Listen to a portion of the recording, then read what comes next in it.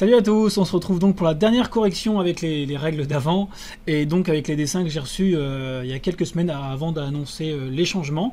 Donc c'est parti, à vos crayons.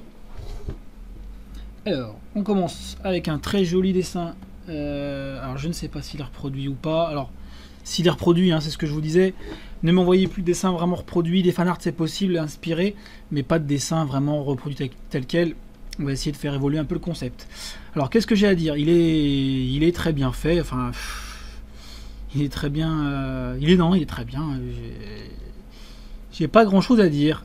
Je vais le remettre en sans opacité, mais je sais pas ce que vous en pensez vous, mais il est chouette. Je sais pas s'il est ancré, en tout cas au crayon de bois, ou en tout cas il est très propre. Il y a un beau travail sur les cheveux. Et il y a le petit pouvoir là sûrement fait enfin grisé. Non, c'est super. C'est super, ben voilà. Alors s'il est reproduit, il faut passer à la création maintenant. Alors un autre dessin, alors un petit peu plus simple, mais j'aime beaucoup. Alors peut-être qu'on le voit pas beaucoup là sur la caméra, mais il y a un super travail de dégradé avec un grisé et puis sûrement des coups de gomme dans tout le crayon. Ça rend vraiment chouette. Enfin, j'aime beaucoup. Il y a un super travail de grisé. Ça c'est avec un super effet autour. C'est génial. Je trouve que c'est du bon boulot. C'est précis. On sent quelqu'un qui s'est amusé à le faire. Alors après au niveau dessin, quelque chose que je vous ai déjà dit, quand vous faites un portrait comme ça et un visage, n'hésitez pas à au moins un tout petit peu suggérer au moins le début des épaules pour pas qu'on ait l'impression que le visage flotte. Alors même si c'est juste les épaules ou un col ou quoi que ce soit, vraiment suggérer le début du personnage pour qu'on ait vraiment l'impression que c'est pas une tête qui flotte. Voilà. Sinon, alors au niveau du visage, alors les oreilles, attention, je vous l'ai déjà dit, en général elles commencent, alors je sais pas si c'est des oreilles pointues d'elfe, mais on va essayer. Alors, elles commencent bien au niveau de l'œil et elles se terminent à peu près au niveau du nez, à peu près. Hein. Et donc du coup, si c'est pour faire des oreilles d'elfe, on va partir plutôt sur quelque chose comme ça, avec peut-être légèrement la pointe de l'autre côté. Voilà. Et alors au niveau du crâne, souvent je vous le dis, il faut bien imaginer qu'il est rond autour. Donc si je pars sur ce principe de crâne bien rond, attention aux cheveux, je les aurais vus un tout petit peu plus haut. Et aussi, alors un petit truc, c'est qu'il faut essayer d'éviter quand vous faites des mèches, d'avoir toujours dans la même direction et toujours de la même taille. Il faut essayer d'avoir, si vous donnez un peu de souplesse, des mèches qui tombent, des mèches qui vont remonter, un peu petites, un peu grandes, pourquoi pas des petits cheveux à droite à gauche, pour que ça fasse un tout petit peu plus naturel. Voilà. Sinon, le dessin lui-même, j'aime beaucoup. Il est très très sympa. Voilà, vraiment très chouette, un très bel effet, continue comme ça. Alors, un autre dessin, alors là, je peux pas le louper, c'est un dessin d'Hugo. Je sais pas si on le voit bien là. Alors, à mon avis, c'est fait à la tablette. Je vois que c'est fait, je pense que c'est fait à la tablette. Alors surtout, quand vous avez la chance d'avoir une tablette, enfin je dis la chance parce que j'en ai une et je trouve que c'est un bon point. Il faut absolument vous servir du fait que des niveaux de pression, c'est-à-dire que votre tablette, un peu comme une plume, elle peut faire différents traits selon comment vous appuyez. Donc ça, Hugo, il faut que tu fasses attention, c'est qu'au niveau de ton nez, essaie justement d'avoir des endroits où tu vas appuyer doucement, d'autres un peu plus. Je vais le faire vite fait sur ton personnage. Donc, histoire de ne pas avoir toujours la même valeur de trait. Voilà. D'avoir parfois des traits fins, des traits... Alors là, les oreilles, attention, elles commencent bien au niveau des yeux. On va essayer de le faire pour la joue. Et après, je vous ferai un avant-après, vous allez voir la différence qui se produit quand on a des traits de plus ou moins grosse épaisseur. Donc on va faire des petites mèches. Hop. Donc on essaye d'avoir différentes valeurs de traits. Voilà, alors, vous allez voir. Donc le personnage comme ça avec des traits toujours de la même valeur. Et des traits un peu plus, parfois un peu épais, parfois un peu moins épais, etc. Donc ça donne vraiment une valeur vraiment différente au dessin. Donc ça, n'oubliez pas, quand vous avez une plume ou une tablette, voilà, jouer avec les pleins et déliés, c'est important. Sinon dans l'ensemble, moi je trouve ça, Hugo, je sais pas quel âge tu as, mais le fait de faire un personnage voilà, dans un décor avec plein de couleurs et tout, c'est chouette. Franchement, continue comme ça, il y a de très bonnes choses. Et attention aux bras, hein, l'épaule, je vous le dis souvent, mais tout vient avec. Voilà. Alors un dessin, bah, super, encore un dessin reproduit, mais il est très bien reproduit. Donc je ne peux pas... Si je le critique, en gros je critique le dessinateur d'original et il est tellement bon que ce serait un petit peu abusé. Donc non, très chouette. Maintenant voilà, quand vous savez reproduire, essayez d'inventer. Un autre dessin très chouette. Alors là, je sais pas du tout s'il a inventé ou pas. En tout cas, s'il a inventé, il est super. Et à mon avis, il a dû être fait au feutre à alcool, je pense, aux copies, quoi, un truc dans le genre. En tout cas, c'est bien maîtrisé. J'en ai rarement fait, voire pas du tout, donc je sais pas du tout comment ça marche. Vous avez été, certains m'ont demandé d'en faire, mais en tout cas, voilà, il y a un super boulot de couleurs. Les personnages ont vraiment de la gueule. Très chouette. J'ai rien à dire. C'est super. Faut continuer comme ça. Alors un autre dessin, alors là fait sur une feuille de cours, même si c'est des vacances, c'est pas grave. Alors, je vous l'avais déjà dit, mais en fait, quand vous voulez donner un petit peu de vie à votre bonhomme, n'hésitez pas, au lieu de le faire vraiment de face, de faire pourquoi pas le visage légèrement tourné de 3/4 et le corps de face, ou le visage de face, mais dans ce cas-là, le corps légèrement tourné. Ça donne... C'est pas grand chose, mais ça permet d'avoir un petit peu de vie, un petit peu de dynamisme dans votre dessin. Alors là, c'est marrant parce que il me semble qu'il a une épée dans sa main droite et qu'à la main gauche, il s'est coupé.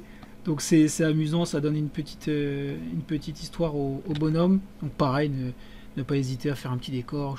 Donc voilà, ne jouez pas toujours sur la même, sur la symétrie. Là, les deux bras sont allongés, les deux jambes aussi. Il faut vraiment essayer de donner un petit peu de vie en essayant de faire des trucs un peu dissymétriques. Et au niveau des yeux, il a une super bonne tête, hein, j'aime beaucoup la tête. Mais attention, après ça c'est mes goûts perso, mais j'aurais évité de faire les yeux trop carrés. J'aurais fait un petit peu les yeux en rondeur.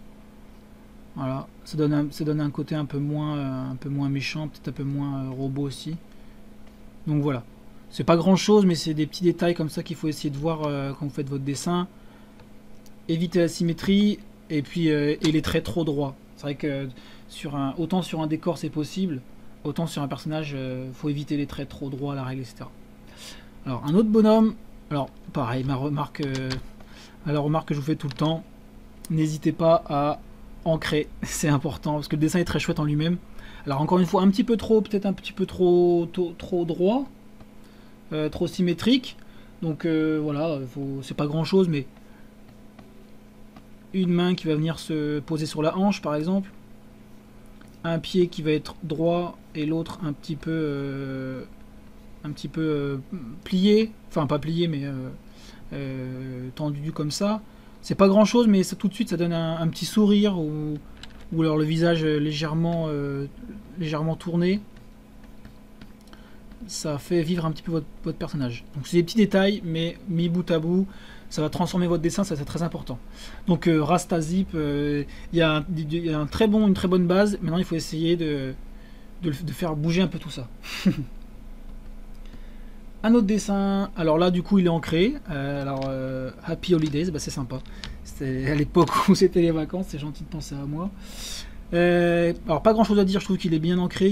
La pose là pour le coup est vraiment chouette parce qu'il y a une jambe un peu en avant, une jambe un peu en arrière. Donc ça marche très bien. Alors après, encore une fois, ça c'est mes goûts personnels, mais je peux pas m'en empêcher. C'est qu'au niveau des yeux, j'aurais quand même vraiment... Parce que là, elle a un regard un peu vide, c'est dommage. Parce que le dessin lui-même est très bien, mais ça attire tout de suite l'œil de voir un personnage qui n'a pas de pupille. Donc j'aurais tout simplement... Voilà. Mis les pupilles du perso. C'est pas grand chose, mais encore une fois, ça transforme un peu le dessin. Donc pensez bien aux détails, hein. C'est peut-être les détails qui font la différence dans vos dessins.